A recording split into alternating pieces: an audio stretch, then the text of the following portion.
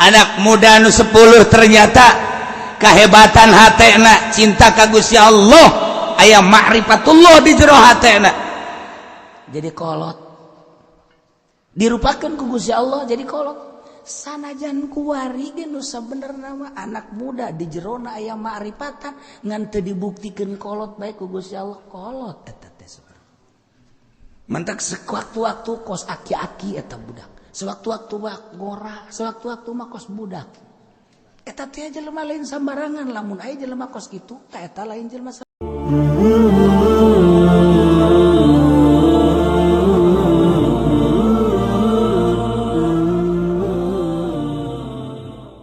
maka Gusti Allah negor ka Kangjeng Nabi Musa aing apal kana renungan anjeun sebagai hamba aing kakasih aing renungan anjeun teh ku aing diperhatikeun Musa kuari mah ku maneh disurtil bae tina kaum ratusan ribu manusia anu nyembah Nabi Luka aing teu sakabehna Musa coba teangan saloba 70 nu teu nyembah coba teangan ku Kangjeng Nabi Musa teh dulur kamari keur waktu aya Musa samiri mawa anak sapi anu menang modif tidak perhiasan kaum Kipti haju di sararembah coba jeung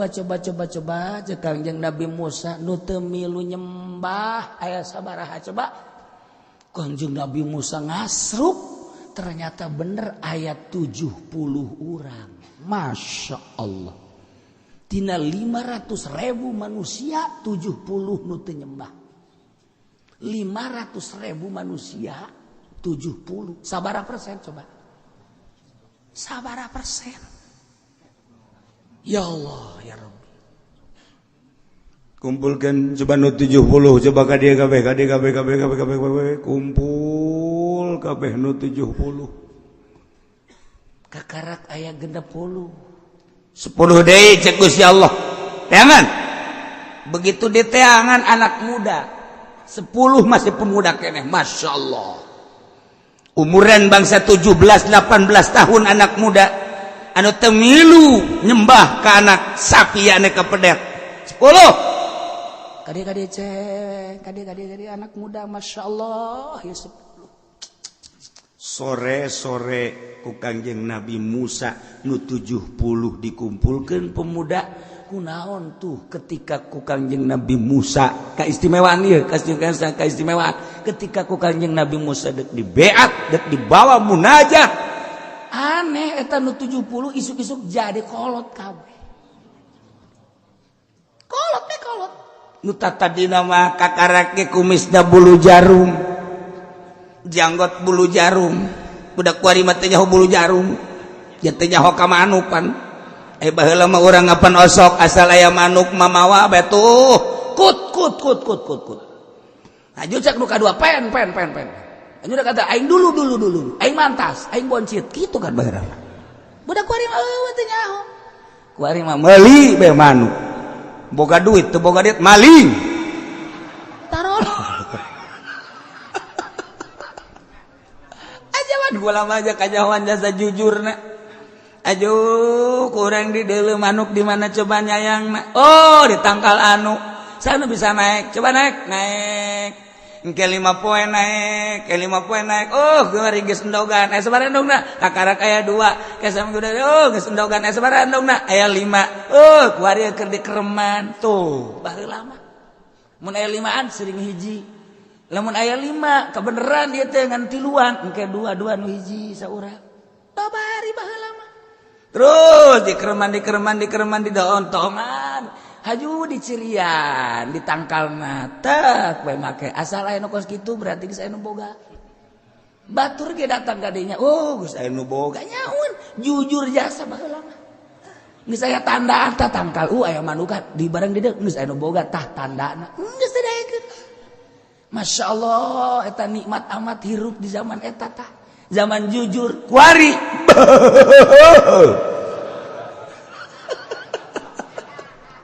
ya Allah,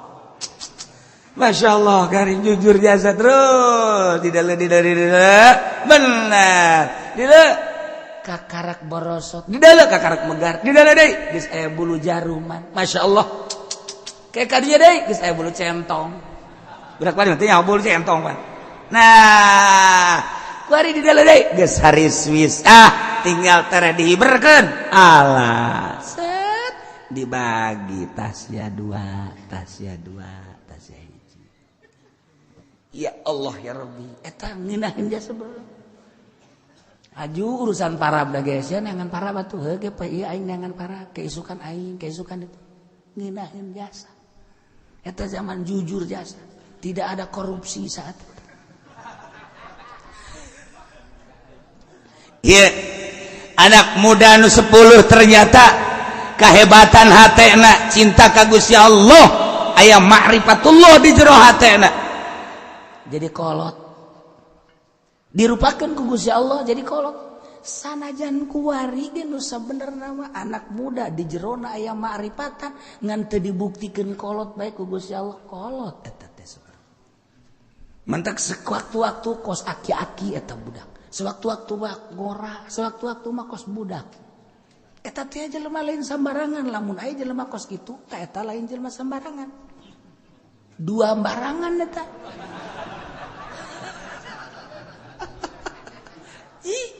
sebab naon eta kumaha keur mantengna hate lamun keur manteng ka Gusti Allah kolot kajen gua kumaha ge kajen teuing budak belasan tahun kolot bae lamun keur biasa-biasa kadeurna ngora lamun kabeneran nyana neuleuh awewe anak muda deui biasa deui bae itu no problem biasa hese aju nyana bogo atuh urusan bogo mah bukan urusan asmara manca wali kos itu utama urusan rahasia bogoh na ge lain bogoh cara ente Masya Allah dadamelan Allah geulis amat tuh muji syukur ka Allah nu jore jeung nu geulis ge sebenarnya mah sarua dadamelan Allah ngan eta mah budak dibere kaleuwihan we mudah-mudahan we bogoheun ka aing tuh kan saya pajar bener bae tuh henteu ke saya pajar bener bae deui kos kitu tah ieu ieu guys kumpul 70 dah saparantos saya 70 Gusti cek Kangjeng Nabi Musa bade kumaha ieu geus lengkap cek Gusti Allah nu 70 teh Musa ajak munajat ka Gunung Tursina bawa ku maneh lantaran eta lain jelema sambarangan sakitu poharana di saat Musa Samiri ngajakan ngaibadan ke anak sapi tapi tetap lu 70 maka aing bae ibadana pohara jasa aju sanggeusna diajak munajat maksudna deuk naon diwarah deuk diwarah naku sebab naon cek Kangjeng Nabi Musa lantaran nyana cicing bae saat batur aribadah ke anak sapi lancek maneh Nabi Harun dakwah keras-kerasan nyana padahal mah aya kewenangan untuk sama-sama dakwah tapi nyana tetap bae cicing bae ngan nyalametkeun diri doang maka lu 70 ajak ka Gunung Tursina ku aing diwarah cicing bae teh bahaya Masya Allah Gusti nu mantag 70 teh kumaon gitu pan ayat 12 Sibtu 12 golongan kan umat maneh ayo sagolonganana ieu adalah genep lamun sagolongan genep 12 10 bae kali genep sabaraha 10 kali genep berapa aing nyaho atuh anu babari teh kos kitu mah tinggal lu 2 kali genep tuh bener pinter dah nah jadi genep 10 jeung 12 sabaraha 72 Gusti sedangkan Gusti nitah teh 70 golongan abdi teh kapan aya 12 sagolongan dicokot genep ieu kan leuwih dua ieu kumaha Gusti nu dua nu hiji ngaranna Kalib nu hiji de ngaranna Yusa eta mah antep ulah diajak munajat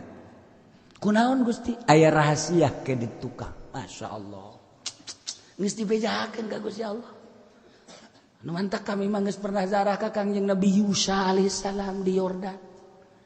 panjang kuburanna ge penerus Kangjeng Nabi Musa tah ieu dongengna tah 12 golongan satu golongan cokot genep memang aya nagengan sakitu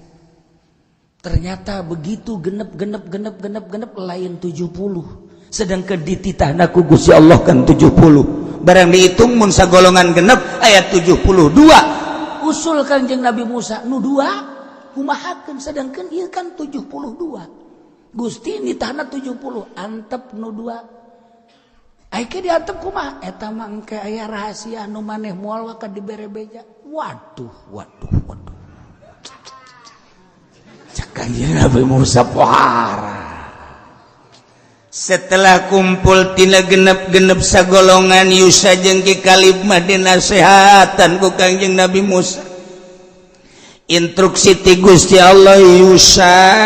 jeung Kalib anjeun mah cicing bae di dieu teu meunang diajak munajat ka Gunung Tursina aduh cek Yusa jeung Kalib mah nya si bakam itu bisa diajak munajat ieu instruksi ti Gusti Allah teu bisa tetep pangusulkeun ka Gusti Allah ieu mah geus ulah loba omong sia geus ti Gusti Allah na kitu usul masa sih pan anjeun mah kalimullah bisa langsung bicara jeung Allah pangusulkeun diusulkeun ku Kangjeng Nabi Musa Gusti nu dua ge hayang milu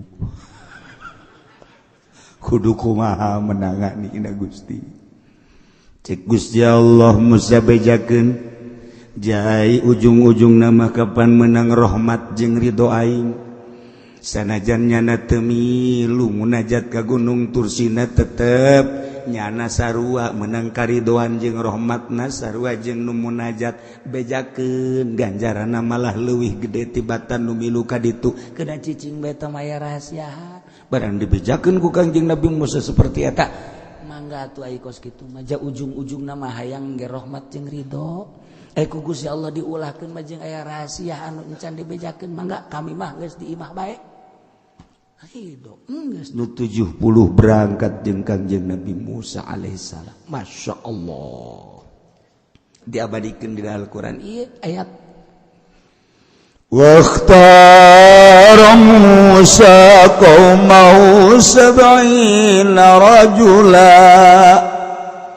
wallahu a'lamu bimaradi milih Kangjeng Nabi Musa ka kaumna saloba 70 rajulan 70 lalaki eta teh mimmalam yabudul ijla bi amrihi ta'ala ti golongan jelema anu henteu nyembah ka anak sapi dengan perintah Allah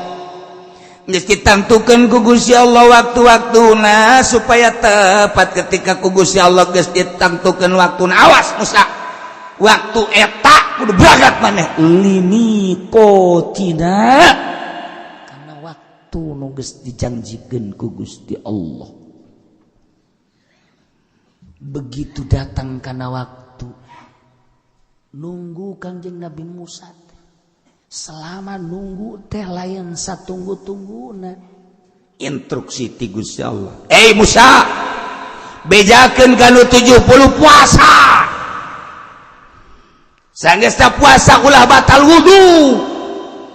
sanggeus ulah batal wudu make pakaian kudu nu bersih ulah make pakaian nu kotor bejakeun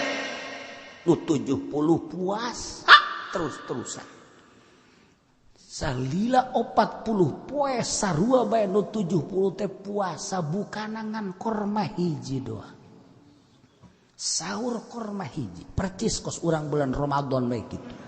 tuh siapa seri henteu berarti kan puasa kos urang mah kos kieu. Hayang menang Lailatul Qadar di mana horeng. bukan lagi boho kopi aya teh manis aya rujak aya karujak-rujak asem aya naonan atuh Masya Allah ngebreng-breng di dinya deki biar kapanggih jeung Allah atau mah kapanggih jeung rujak tah 40 poe Musa puasa nurut nu 7 poe aja memang geus boga keyakinan ka Gusti Allah batur nyembah ka pedetnya nama henteu kita puasa mantap jasa bukana cukup korma hiji sahur korma hiji siap wudu ulah batal ketika batal cepat wudu ketika batal cepat wudu selama 40 poin siap ulah make pakaian anu mewah-mewah tur make pakaian anak kudu nu bersih bae ulah kacampuran ku noda najis jeung sejamana siap nu 40 puasa kabeh wudu teu batal wudu Kanjeng Nabi Musa saat eta kemudian make pakaian sangat sederhana di samping eta bersih pakaianna ulah kapanggih jeung sasaha heula nu 70 tadru ka aing kabeh cara ricing bae tuh nu mantak urang ge deuk kapanggih jeung Allah teh kos kitu ulah kapanggih jeung pamarentah ulah kapanggih jeung jelema ulah kapanggih ulah daharna ulah seubeuh teuing cukup korma lamun urang mah lah ai hiji memeureunanan potongan urang mah moal kuat nya 3 lah langsung masalah 3 kan bisa gede kieu korma kuari aya korma Amerika teh tuh poe teh sok poe kieu tah ngadahar 3 ge teh moal buah senep basana teh mah malah mah di hareupeun urang mah 3 di tukangan di jero kamar ngadahar deui 3 deui waduh teu deuk Allah tah ngaranna ka korma tuh ketika urang dahar hate kumaha nginum hate kumaha masalah dahar jeung nginum masalah tapi hate jadi emang wali emang teu dahar emang wali kumaha teu nginum cuman nya nama dahar jeung nginum oh ieu mah bagian awak hate aing mah tetep ka Allah ketika nginum oh ieu mah bagian awak hate aing mah tetep ka Allah ketika sare oh ieu mah bagian awak hate aing mah ka Allah kitu bae terus bagian awak bagian roh atuh lain deui tuh urang mah kan ai bagian dahar roh milu mau menikmati wow ecrak balecrakan wow harajas oh ka Allah keur dahar teh begitu keur salat keluar roh deui tedekeun ka Allah endang nginget-inget dahar ngeunah amat tadinya beuh Masya Allah sambelna buatan mana eta asana Cibiuk moal salah eta kajeng tuh urang mah teu daekeun tah roh teh di ka Allah kan teu daekeun endahan ka dieu deui berarti lain wali ari wali mah ketika dahar hate ka Allah bae sapira teh menjang awak doang nu awak mah kege pae nginum lah sapira jeung awak segala rupa jadi teu anti teu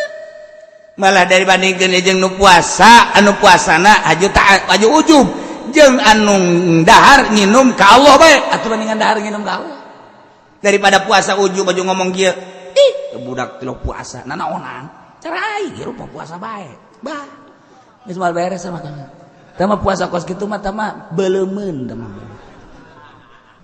ya tuh siap puasa mantak naon ieu aing mah geus ngalaksanakeun puasa Senin Kemis asana geus aya 5 tahun je tuh lawang surga geus maruka jang aing mah boh eta kos kitu awal ka surga geus malah mah urang lamun kajeleuna puasa emang mamang keur puasa teu lah ieu bakeur ieu bae puasanya ai puasa mah tuh ai bersih teu bersih ngabohong puasa kan lah terus teu kudu tah dia teu ganyawan kan teu ganyawan ke batur udahan nyana nyokot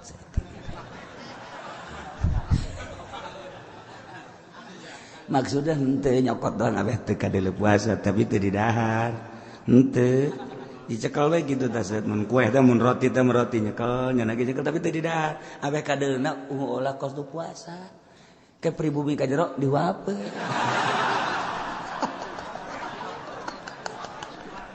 tolol teh jelema eta riadet tuh gitu tuh hayang kanyawan oh berarti keur puasa ngorengan henteu udah beres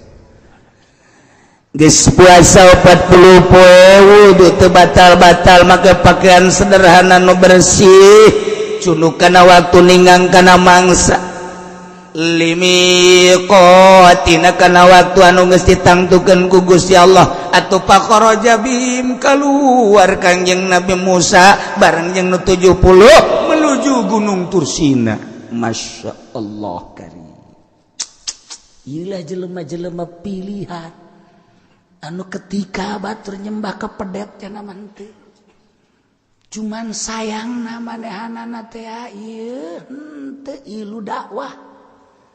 batur-batur nyana-nyana jadi aya usimna usim dakwah usim henteu kuduna kan kitu hirupna usim dakwah usim henteu masalah ieu mah cicing bae usim dakwah jana cicing bae. Berangkat jeung Kangjeng Nabi Musa naik ke Gunung Tursina. Ngan cek Kangjeng Nabi Musa di pertengahan cicing heula manehnya kula heula dek ka luhur sorangan instruksi ti Gusti Allah. Mangga naik Kangjeng Nabi Musa ka luhur begitu naik Masya Allah turun cahaya seperti mega di luhur langit hese dicaritakeunana anu lir teu beda jeung mega turun ka handap tetapi dicaritakeunana hese nu mantak hese warnana disebut beureum lain disebut koneng lain disebut biru lain disebut hejo lain disebut herang lain disebut hese warna eta teh hese dicarita tercengang kabeh keindahan warna nu turun ti langit kakara Kangjeng Nabi Musa ngawean nyauran yap kadia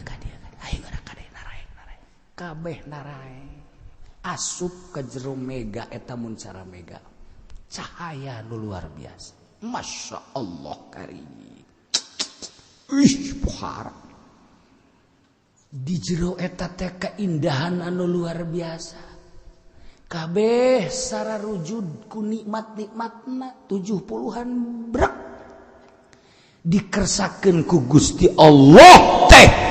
bisa ngadenge nyana teh mukalamahna Kangjeng Nabi Musa jeung Gusti Allah. Kangjeng Nabi Musa teh mukalamah jeung Gusti Allah aya instruksi kadenge teh kudu 70-an if'al la taf'al kerjakan anu jangan dikerjakan anu pagawe anu pigawean anu ulah dipigawean eta nu 70 ngadengekeun nikmat luar biasa hanya ngadengekeun ge lain ngadengekeun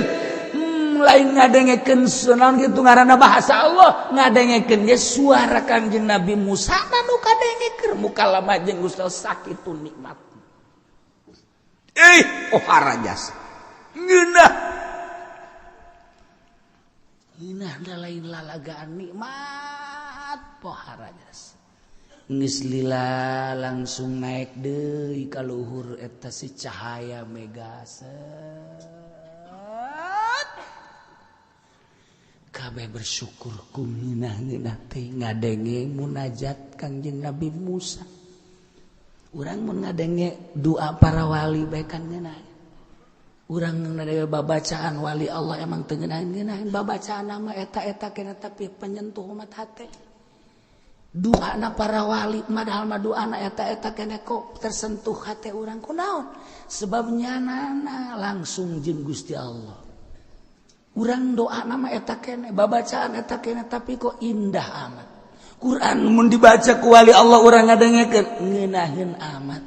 kok lain deui sih lain tina suara lain tina makhraj lain tina gaya tetapi aya keindahan tersendiri ngadengekeun wali Allah maca Quran teh lain deui kunaon eta hatena langsung jeung Gusti Allah urang ngadengekeun qori ngeunaheun tetapi datang ka ceuli doa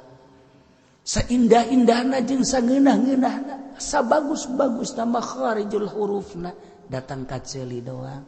caritana ke di luar ngeunaheun nya ngaji bagusnya makhraj ngan seukur sakitu tapi ketika wali Allah maca Al-Qur'anul Karim rada lain deui hese nyebutkeunana kok tiis amat hate ketika ngadenge wali ngadoa kok ngeunaheun amat padahal mah eta kena ieu cacak wali Allah atuh komo Kangjeng Nabi Musa geus teu bisa dibayangkeun nu mantang sahabat babarengan jeung Kangjeng Nabi kabeh jadi wali Allah ashabi kan nujub bi ayyim iqtadaitum sahabat kaula lir teu beda jeung bintang di langit anu gemerlapan kabeh bercahaya atuh panu dituturkeun ka Kangjeng Nabi anu dikupingkeunana suara Kangjeng Nabi bi ayyihim iqtadaitum ka mana bae anjeun nuturkeun sahabat ihtadaitum bakal meunang pituduh jehe nu mantap urang teh lamun ngadengekeun kiai anu lain kok kana hate jadi lain deui sok dengekeun kiai partai baliklah haridang kunaon teh teu eureun-eureun ngajakan ka Golkar mah seneb aing mah eta sia datang eta si sok dibere duit oh eta sia mah tolol sakalian tolol bae aing mah seneb beda atuh komo ngupingkeun Kangjeng Nabi Musa ka kuping muka lamajeng Allah lain suara Allah na tapi suara Kangjeng Nabi Musa nu keur munajat ka Gusti Allah indah amat masya Allah kabeh cirambai cai mata lain sedih tapi nikmat bunga nu pohara luar biasa eueuh papadaan indah na pohara nu 70 pohara tidinya barang geus eueuh eta cahaya teh tiba-tiba aya gempa anu pohara gempa gunung oyag-oyagan nyana raragagan padahal mata si munajat ngadengi suara Kangjeng Nabi Musa nu indah tapi tiba-tiba ieu goncang gempa falamma akhadhathumur rajfatu qala rabbi law syi'ta ahlaktahum min qablu wa iyyai atuhlikuna bima fa'ala sufa'u minna barang kakenaan ku goncangan gempa bumi anu dahsyat luar biasa nah make jeung digempakeun padahal mah mantas milu munajat aya naon ieu wallahu a'lam bissawab